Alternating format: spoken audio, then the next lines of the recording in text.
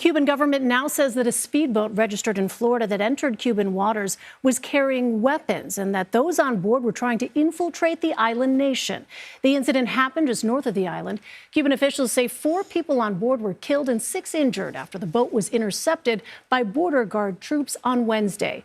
Today, the brother of one of the men spoke with the Associated Press. Misael Ortega Casanova says his brother Michael had fallen into a, quote, obsessive and diabolical quest to free Cuba from its communist government. He says the men aboard were so fixated they did not think about the consequences or their own lives. The incident comes as tensions rise between the U.S. and Cuba, with the Trump administration intensifying economic sanctions and an oil blockade on the country. Well, the Trump administration says they're monitoring the situation. And for more on this, let's bring in CBS News White House correspondent Willie James Inman. Willie James, thanks for being with us. What is the White House saying right now about this deadly encounter?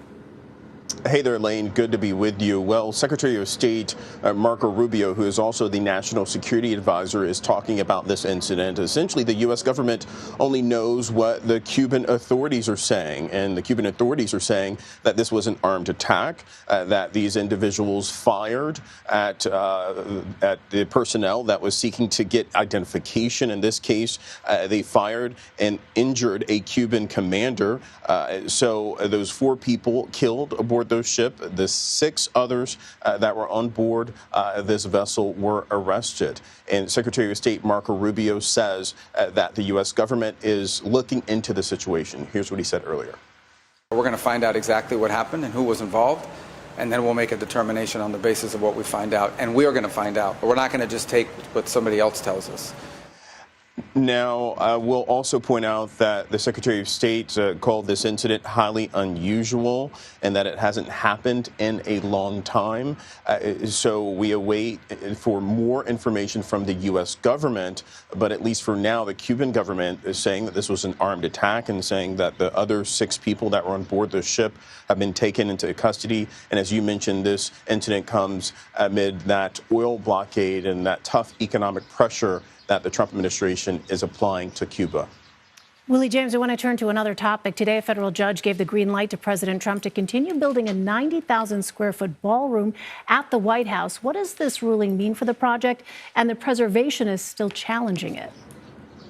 Yeah, well, it means that the project can move forward as planned, at least for now. And this judge was very specific in terms of the plaintiff in this case, which, of course, is the National Trust for Historic Preservation. I want to bring up some part of that ruling that the judge gave out. He said plaintiff didn't bring the necessary cause of action to test the statutory authority the president claims is the basis to do this construction project without the blessing of Congress and with private funds. Now, the judge also essentially saying that if the National Trust for Historic Preservation brings about a different argument, that they could potentially see this case yet again. We could potentially see a different type of solution in this case. And the president is celebrating this, calling it a win, essentially, for this ballroom construction project.